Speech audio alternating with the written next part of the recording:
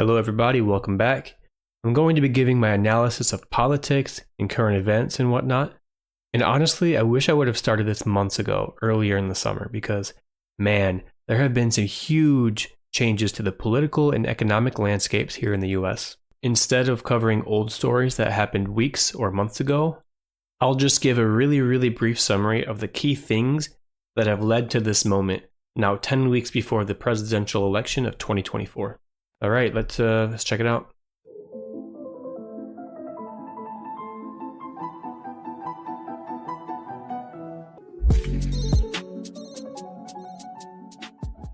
Okay, there are literally hundreds of moments that I could mention, but here are the highlights. First thing, Joe Biden and Donald Trump won their respective primary elections, becoming the presumptive nominee for the parties. Donald Trump, of course, going through a bit of a legal battle. Earlier this year, he was convicted of 34 felonies for falsifying business records and business fraud.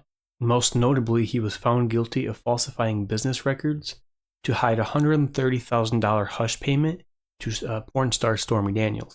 Donald Trump had an affair with porn star Stormy Daniels early in his marriage with Melania. You know, he just cheated on his wife. But he used campaign funds to pay for the hush money back in 2016. And of course, he knew that if that story came out that he cheated on his wife with a porn star, that it would impact his electoral chances come November. And his chances of beating Hillary Clinton would be much slimmer. The crime that he committed influenced the outcome of the election, which absolutely is a felony. So we have an article from AP here, kind of just goes into it. And I'm just summarizing what's happened. You know, everyone kind of knows about this, but Donald Trump became the first former American president to be convicted of felony crimes Thursday, this is back in May, as a New York jury found him guilty of all 34 charges in a scheme to illegally influence the 2016 election through a hush money payment to a porn star, Stormy Daniels. The falsifying business records charges carry up to 4 years behind bars, though Manhattan District Attorney Alvin Bragg would not say Thursday whether prosecutors intend to seek imprisonment. We all know he's not going to go to jail. He's going to get some fines. I think he already got banned from conducting business in the state of New York because of this. The chances of him serving, imprisonment, very low. But there's no doubt that these 34 felony convictions will hurt his electoral chances in November. How much it'll hurt him, I don't know exactly, but I guess we'll just find out on election day. But the fact is, he's a convicted felon. He's awaiting his sentencing, which I believe happens in September. Obviously, this conviction riled up his base and riled up, I think, the Republican Party as a whole. But for the general electorate, moderates and undecided voters included, I think these convictions will weigh heavily on their minds come election day.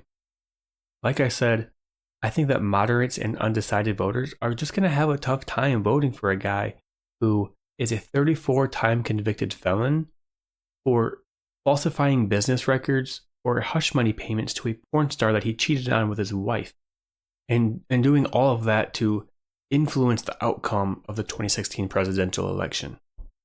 Just my opinion. I know that some people are saying that these convictions happened too early in the year for it to be fresh on voters' minds when they go to the ballot box, but I completely disagree. This is the first time in US history that a president was convicted of a felony.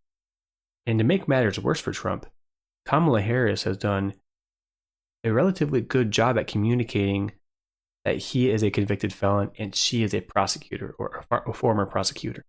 So throughout 2024 and really starting in 2022 is when the narrative of Joe Biden's cognitive decline really started to take off. Earlier this summer, as you know, Trump and Biden had a debate and both had poor performances, but especially Biden.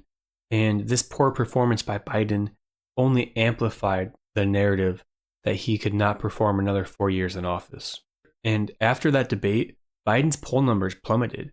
Trump took a sizable lead in national polls and in swing states like Michigan and Wisconsin and Arizona. And to shake things up even more, we know that back in July, Donald Trump had an assassination attempt at one of his rallies in Pennsylvania.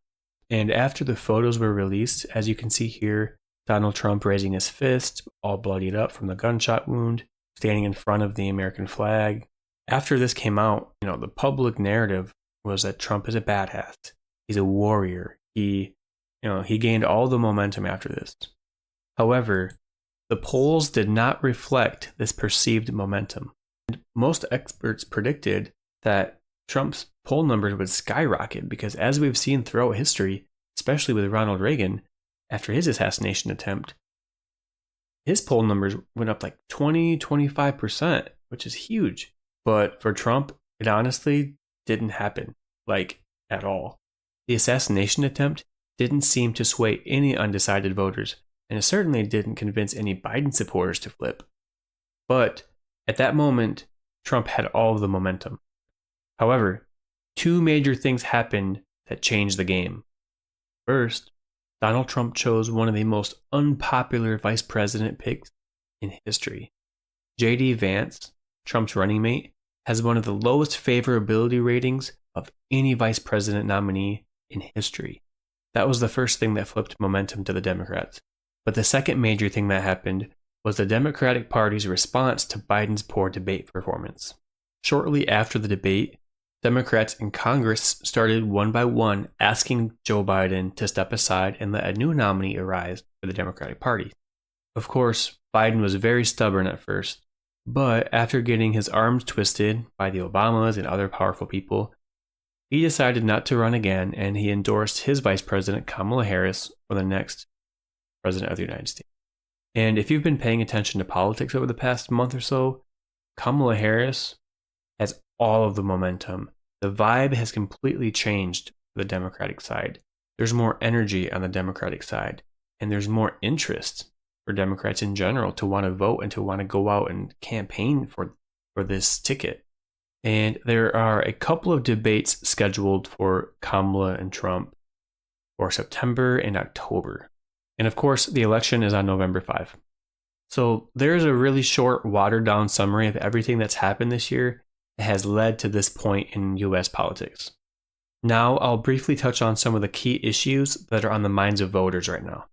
First and foremost is the fact that there's a war in Gaza right now between Israel and Hamas, and in the middle of it, innocent Palestinians by the tens of thousands have been slaughtered, not just by Hamas, the terrorist group, but also by the Israeli Defense Forces, the IDF.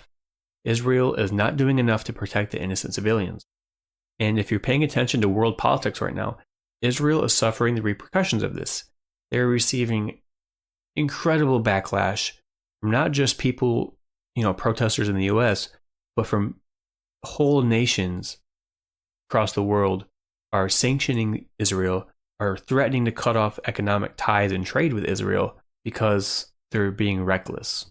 Next, there's a war in Ukraine and Russia, and we don't really know when there's going to be an end to that war. The next issue is inflation, and of course, we know inflation is much, much better than it was a couple of years ago, but food and everyday goods continues to be at high prices, mostly due to corporate price gouging. As you may know, large businesses and corporations across the US, in all sectors of the economy, are experiencing record profits, all while continuing to rise the prices of their goods. It's greedy, it's wrong, and it's causing everyday Americans to struggle to pay for food, to pay for clothing, pay for really everything. So that's on the mind of voters. Another thing is conservatives continue to wage a culture war. Everything from trans issues to wokeness to banning books to anti-immigrant jargon. And this messaging is, quite frankly, not landing with the American people. Most people outside of the far right don't see their grievances as legitimate. It's perceived by most people as fake outrage over issues that really aren't a problem. The penultimate issue that I'll bring up is Project 2025. Project 2025 is on the minds of voters. And I'm probably going to do a separate video just on Project 2025 because just how consequential it could be. It's essentially a plan put forth by the far right to turn our nation into a fascist theocracy. And those aren't just buzzwords. That's literally what this would do. So I'll dive into that more later. And finally, abortion is on the ballot this November. I feel like this is the case every election. J.D. Vance, the Republican vice president nominee, supports a nationwide ban on abortion.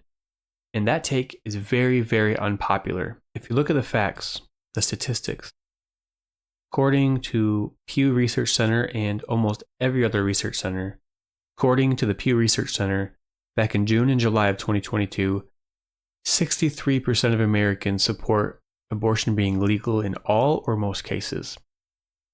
Now, if you look at the trend, it was trending up from 2009-ish to now.